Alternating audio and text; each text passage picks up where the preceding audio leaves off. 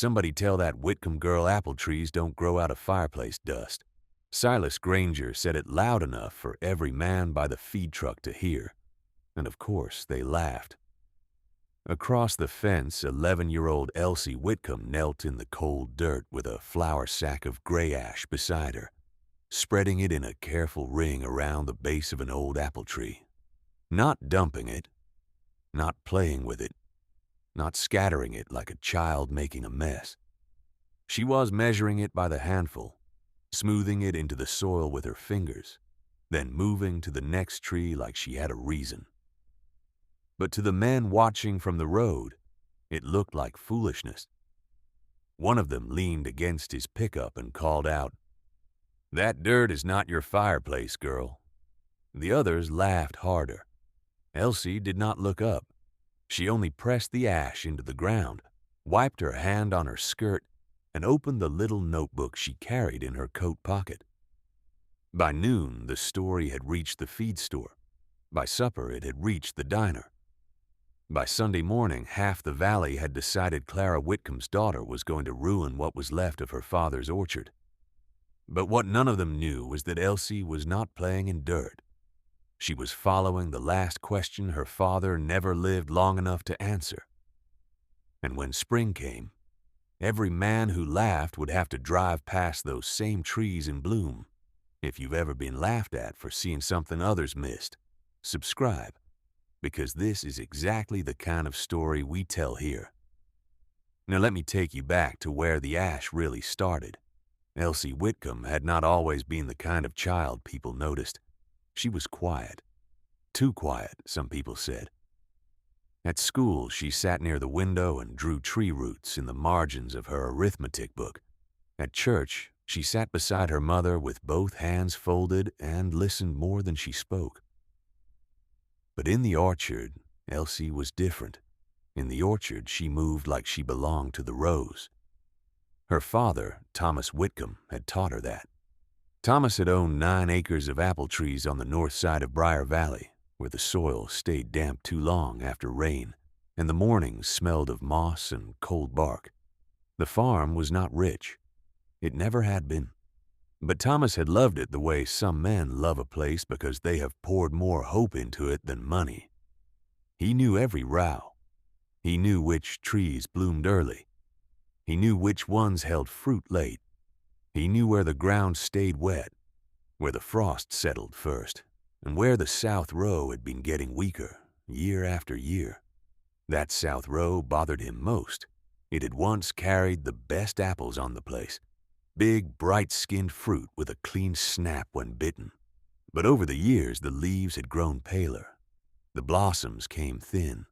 The fruit set poorly. The ground under those trees grew mossy and dark, and after a hard rain, it gave off a sour smell that made Thomas stand still and frown.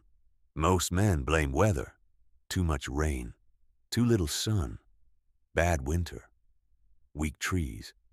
Thomas listened, nodded, and said little. But Elsie knew her father did not believe easy answers. She had seen him kneel in that south row with a trowel, lifting soil into his palm, rubbing it between his fingers, smelling it, then looking at the leaves above him like the tree might answer if he waited long enough. One evening, when Elsie was 9, she found him at the kitchen table with 3 glass jars of soil lined up in front of him. One jar was labeled North Row, another Middle Row, the last South Row, too sour. Elsie had asked him what sour soil meant. Thomas smiled a little and turned the jar in his hand. "Means the ground may be giving the roots something they don't like," he said. "Can you fix it?" "Sometimes," he answered. "But fixing soil is not like fixing a fence. You don't just hit it harder." Elsie remembered that. She remembered it more clearly than almost anything else he told her. Because 2 months later, Thomas Whitcomb was gone. A fever took him fast. Too fast for the orchard to understand. Too fast for Clara Whitcomb to learn the work he had carried in his head.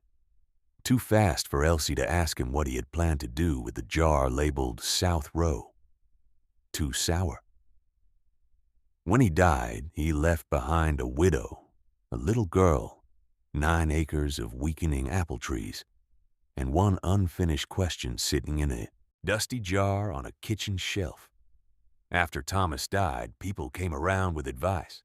They always do. Some brought food. Some brought sympathy. Some brought offers that sounded kind, until Clara thought about them later. Silas Granger came 2 weeks after the funeral. He owned the biggest orchard in Briar Valley, 40 acres of apples, a packing shed, and a sign by the road with his name painted large enough for strangers to see from a distance. He stood in Clara's kitchen with his hat in both hands and spoke in a voice that was soft but not gentle. "Clara," he said, "Thomas was a good man, but orchards don't wait for grief." Clara stood at the sink with her arms folded. Silas looked toward the window where the south row stood bare in winter light. "That south section is declining. You know it." "I know it." Thomas knew it too. Elsie sat at the table, small and still, listening. Silas glanced at her once, then continued talking to Clara as if the child were not in the room. "I could manage the place for you this season. Maybe buy the south acreage if things get too heavy." Clara thanked him and said she would think on it. But after he left, she closed the door and stood there with her hand still on the knob. Elsie looked at her mother. "Are we selling?" Clara turned around slowly. "No." "Are we letting Mr. Granger manage it?" "No." "Do you know how to fix the south row?" Clara's face changed then. Not anger. Not fear exactly. Something more honest. "No, baby," she said. "I don't." Elsie looked toward the shelf where her father's soil jar sat. Then she said, "Daddy was trying to." Clara followed her eyes to the jars. For a moment, neither of them spoke. Then Clara said, "Your daddy was always trying to understand something." That was true.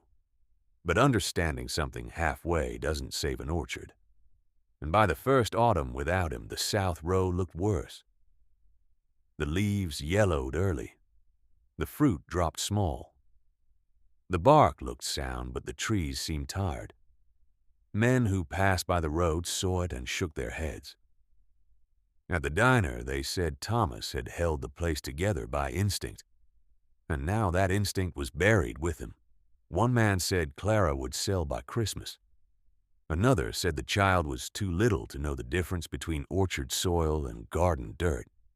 Elsie heard things like that more than once. Adults often think children do not hear. They do. They hear what you say. They hear what you almost say. And they remember the tone you used when you said it. The ash idea began on a rainy afternoon in February. Clara had gone to town for supplies, and Elsie stayed behind because the roads were muddy and the wind was sharp. The house was quiet. Too quiet. So Elsie took down her father's soil jars. The first 2 smelled like damp earth. The south row jar smelled different. Not rotten. Not exactly, but sour. Like wet leaves left too long in a ditch. Elsie carried the jar to the table and set it beside her father's old notebook. Thomas had not kept records neatly. He wrote in margins, on envelopes, on receipt backs, on seed catalogs. But Elsie had learned his hand. She turned page after page until she found the note. South row leaves pale. Moss thick. Soil sour after rain, test needed. Under that, a second note. Ask Vale about lime. Ash, too much can burn. Measure first. Elsie read the line again. Ash. She knew ash. Every winter, the stove left buckets of gray ash after the firewood burned down. Her mother scattered some on the icy steps when the path froze. Her father had once told her not to dump it near the beans because ash is strong medicine for soil. Strong medicine, not food, not magic. Medicine. And medicine could help or harm depending on the amount. Elsie did not understand all of it yet. So she started doing what her father had taught her. She looked. She took a spoonful of soil from the north row, then the middle row, then the south row. She placed them in separate jars with water and shook them hard. She watched how the soil settled. She smelled each one. She checked where moss grew thickest. She marked which trees had pale leaves the year before. Then she opened her own little notebook and copied her father's question on the first page. South row. Too sour? For 3 nights after chores, she sat at the kitchen table with soil jars and scraps of her father's notes. Clara watched from the stove. At first, she let the child work because grief often needs something to hold. But on the 4th night, when Elsie brought in a small bucket of stove ash and set it beside the jars, Clara frowned. "What are you doing with that?" Elsie answered without looking up. "Testing what Daddy wrote." Clara stepped closer. "Elsie, I'm not dumping it everywhere. That stuff is strong, I know." Clara watched her daughter scoop a tiny bit of ash into a jar, stir it, then write something down. "You sure you know what you're doing?" Elsie paused. Then she told the truth. "No." Clara's face softened. Elsie looked up. "But Daddy didn't know yet either. That's why he wrote the question." And that was the thing that made Clara silent. Because the child was right. Thomas had not left an answer. He had left a question. And Elsie, small as she was, had decided a question was not the same as nothing. The first morning, Elsie carried ash to the orchard. The air was cold enough to make her fingers ache. She wore her father's old wool scarf wrapped twice around her neck and a faded denim jacket Clara had patched at the elbow. In one hand, she carried a small flour sack half filled with gray wood ash. In the other, she carried a tin cup, not a shovel, not a bucket to dump wildly. A cup, because she was measuring. She started with the weakest tree in the south row. The bark was rough. The buds were small. The soil around it was dark and mossy. Elsie knelt at the drip line, not against the trunk, and sprinkled a thin ring of ash where the outer branches would drop rain. Then she worked it lightly into the topsoil with her fingers. 1 cup, no more. She marked the tree in her notebook. Then she moved to the next. By the time she reached the 4th tree, Silas Granger's truck slowed by the fence. He was not alone. 2 other men were with him. Silas leaned out, squinting. "What are you doing there?" Elsie did not answer at first. She was smoothing ash into the soil. Silas opened the truck door and stepped down. The other men followed, grinning already because they could feel a story coming. Silas walked to the fence and looked at the gray ring around the tree. Then he laughed. "Somebody tell that Whitcomb girl apple trees don't grow out of fireplace dust." The men laughed with him. Elsie closed her notebook. One of the men called, "That dirt is not your fireplace, girl." More laughter. Elsie stood, brushed ash from her palms, and said quietly, "It is not dirt." Silas grinned. "Oh, it is wood ash." That made them laugh harder. Silas shook his head. "Your father was a good grower. He never spread stove waste around his trees." Elsie looked at him then. "My father wrote it down." Silas's smile thinned. "Your father wrote a lot of things, I imagine." He tapped the fence post. "But grown trees don't care what a little girl imagines." Elsie looked back at the south row. "No," she said. "They care what the soil is." For a second, nobody laughed. Then Silas chuckled like he had decided not to take offense from a child. "Well," he said, turning back toward his truck, "when spring comes and those trees look worse than ever, maybe your mother will finally let someone sensible handle the place." He drove off, and Elsie went back to measuring ash. By evening, the ash story had become entertainment. At the diner, Silas told it with both hands moving. He said the Whitcomb girl was seasoning apple trees like soup. He said Clara ought to hide the stove ash before the child spread it on the roof.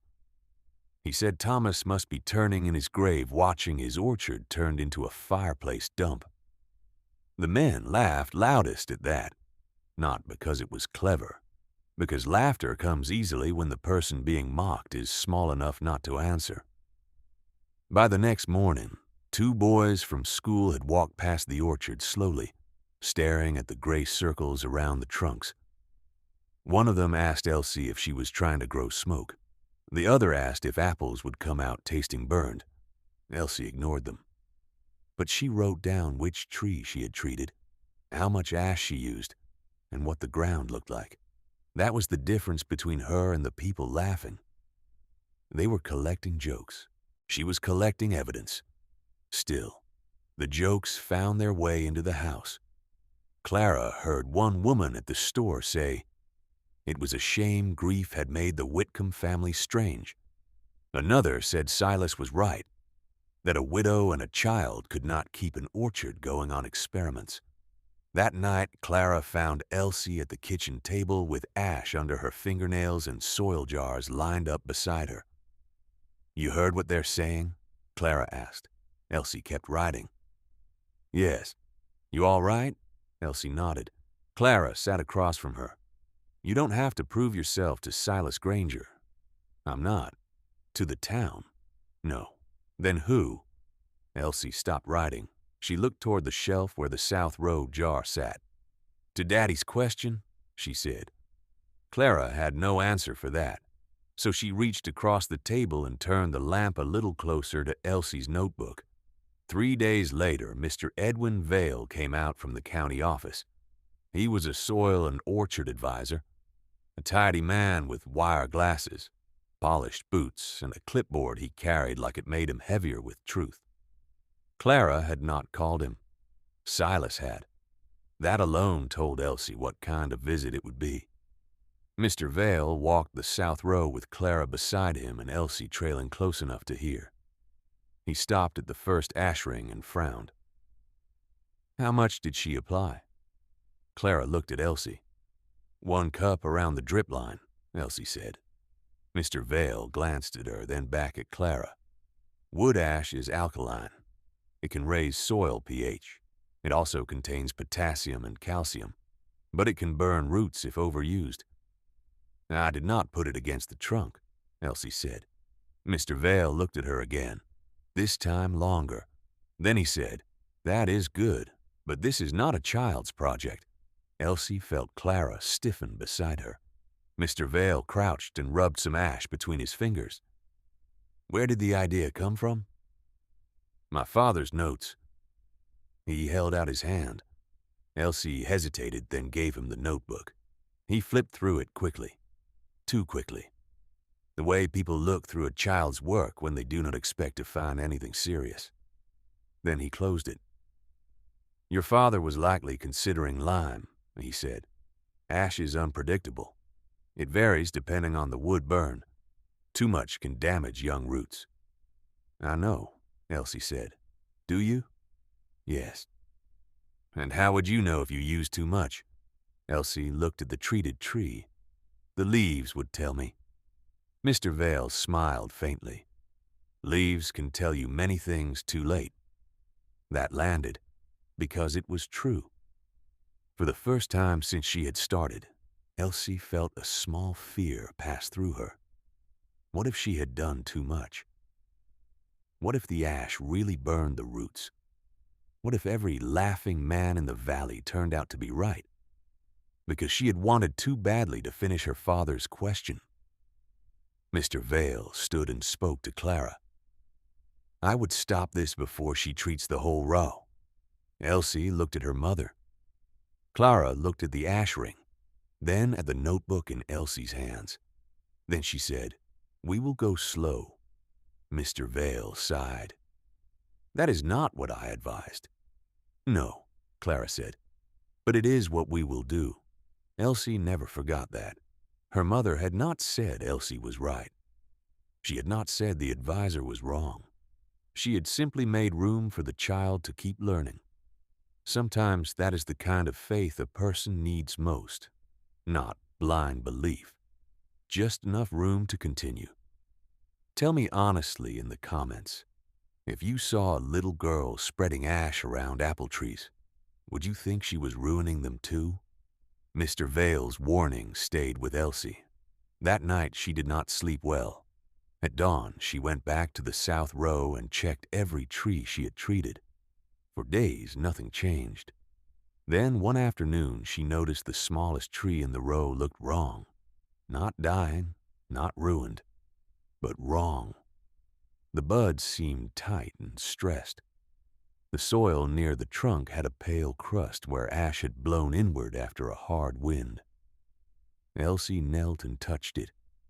Her stomach dropped. She'd been careful around the drip line, but the wind had pushed loose ash toward the trunk of the smallest tree. Not much, but enough to scare her. She ran to the shed, got a hand rake, and pulled the ash back. Then she brought water and rinsed the soil lightly, not flooding, just enough to move what should not have been there. Then she wrote in her notebook, "Ash can drift. Do not leave loose ash on windy days. Mix lightly. Keep away from trunk. Young trees need less." That was the first correction, and it mattered, because Elsie's strength was not that she never made mistakes. It was that she refused to let a mistake stand alone. The next morning, she changed her method. Half a cup for young trees, 1 cup for older, weak trees, none against the trunk. Light mixing into topsoil. No spreading on windy days. Every tree marked. Every amount written down. The ash rings became smaller, neater, more deliberate. From the road, though, they still looked foolish, and that was enough for the county. By the end of the week, the south row looked like someone had drawn pale gray halos around the trees. That was what one man called them at the diner. Ash halos. Another said Clara Whitcomb's orchard looked like a graveyard for burned biscuits. Silas Granger enjoyed that one. He repeated it more than once. One Sunday after church, Elsie walked past a group of women near the steps and heard one whisper, "Poor Clara. First she loses Thomas. Now the child is carrying stove ash around like medicine." Elsie kept walking. But words do not have to stop you to enter you. That night, she sat beside the stove and looked at her hands. They were cracked from cold. Gray ash sat under her fingernails. Her notebook lay open on her lap. For the first time, she wondered if she had mistaken grief for wisdom. Maybe she only wanted the jar to matter because her father had touched it. Maybe she wanted the south row to be fixable, because losing it felt like losing him a second time. Clara found her sitting there long after bedtime. "You're quiet," her mother said. Elsie looked at the stove. What if Daddy only wrote the question because he didn't know? Clara sat beside her. That is why people write questions. What if the answer is no? Clara took the notebook gently and looked at the page.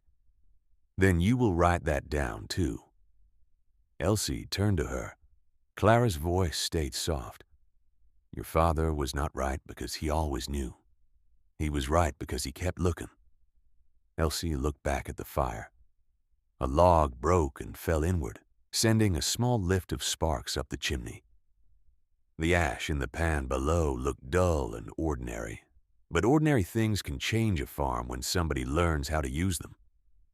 The next morning, Elsie went back to the south row. Winter loosened slowly. Rain came first. Cold rain, then warmer rain. The ash rings darkened and sank into the soil until they were not as visible from the road. That disappointed the men who had enjoyed laughing at them.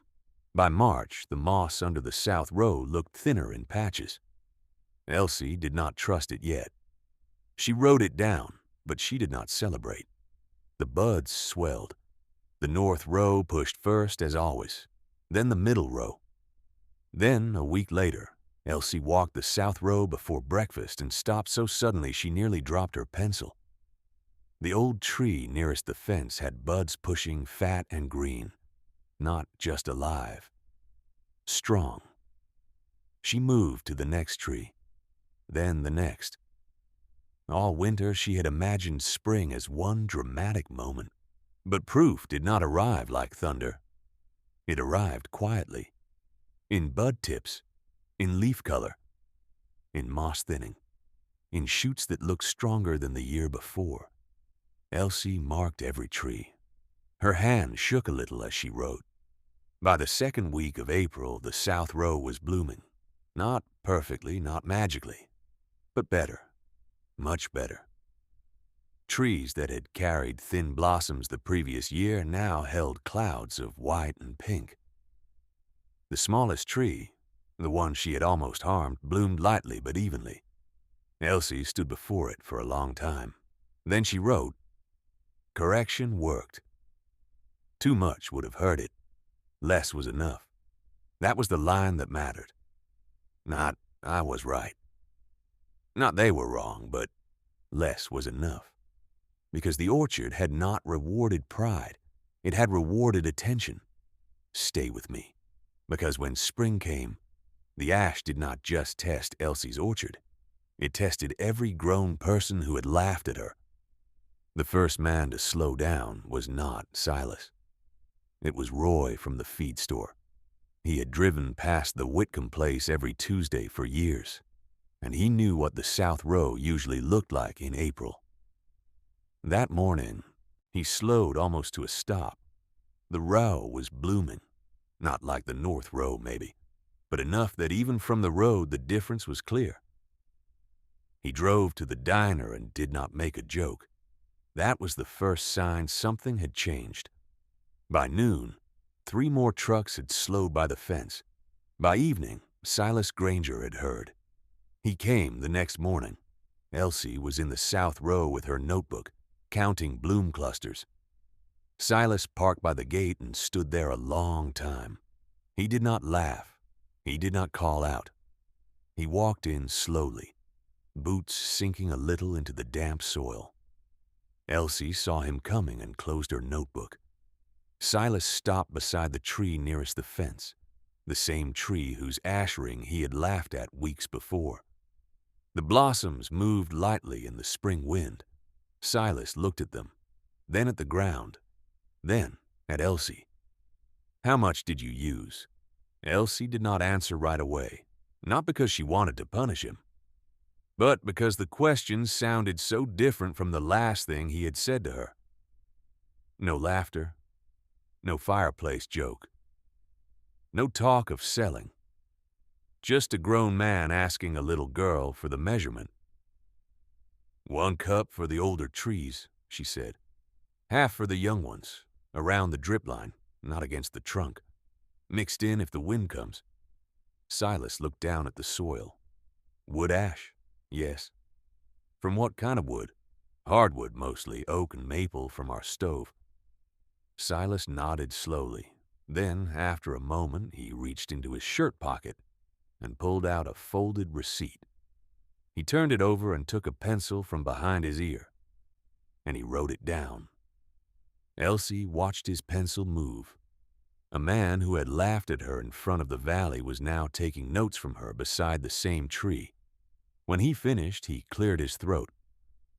"Your father ever try this?" Elsie looked at the blossoms. He wrote the question. Silas looked at her. "And you answered it?" Elsie shook her head. "No." She opened her notebook. "I tested it." Silas stared at her for a moment, then he folded the receipt and put it back in his pocket. "Thomas would have liked that answer," he said, and for the first time in weeks, Elsie felt the ache in her chest loosen. Not disappear, just loosen. Because she had not brought her father back. She had not saved every tree. She had not made the whole valley kind. But she had carried one of his questions farther than he got to, and in spring the orchard had answered. Nobody stood up in the diner and apologized. People rarely do that. Instead, they changed quietly, One man asked Clara where she got her stove wood. Another asked Roy at the feed store whether Ash and Lime did the same thing.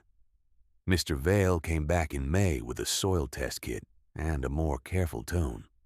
This time, when he walked the south row, he asked Elsie to show him where she had applied the ash. Not Clara. Elsie. That mattered. He still warned her about overuse. He still said real soil tests were better than guessing. And Elsie wrote that down too, because she had never needed the adults to become useless for her to be right. She only needed them to stop pretending she could not see. By summer, the south row set more fruit than it had in 3 years. Not the biggest harvest in the valley. Not a miracle, but enough. Enough to keep the buyer interested. Enough to keep Clara from selling. Enough to make Silas Granger drive past slower for the rest of the season. And enough for Elsie to tie her father's soil jar with a piece of twine and place it beside her notebook on the kitchen shelf. The label was still there. South Row, too sour? Under it, Elsie added a smaller label of her own. Spring answered, keep testing. Here is the part that stays with me. Elsie Whitcomb did not save that orchard because she was louder than the men who laughed. She did not save it because she knew everything. She did not save it because ash was magic. She saved it because she was willing to take a question seriously when everyone else was busy turning it into a joke. And that is where many people miss wisdom. They think wisdom always arrives with age, with a title, with a truck bigger than yours, with a voice loud enough to fill the diner. But sometimes wisdom is a little girl holding a jar of soil her father labeled before he died. Sometimes wisdom is a child noticing that the ground smells sour after rain. Sometimes wisdom is one careful handful of ash placed far enough from the trunk, because even help can hurt if you use too much. The men laughed because Elsie looked too small to teach them anything. But the orchard did not care how old she was. The soil did not care who laughed. Spring did not care who had the biggest farm. Spring only answered what had been done carefully. And that answer bloomed where everyone could see it. So here is what I want to leave you with. Somewhere in your life, there may be someone everyone has already dismissed. Too young, too quiet, too inexperienced, too small to be taken seriously. But every so often, that is the person who is actually paying attention while everybody else is repeating old guesses. Elsie Whitcomb spread ash around apple trees. The valley laughed. Then spring came, and the trees answered louder than she ever needed to. If this story stayed with you, hit like, subscribe, and tell me below. Have you ever been the one people doubted before the proof showed up? And if you have not subscribed yet, do that now. Because the next story is about another person the world underestimated right up until it could not anymore. Thanks for watching. I'll see you in the next one.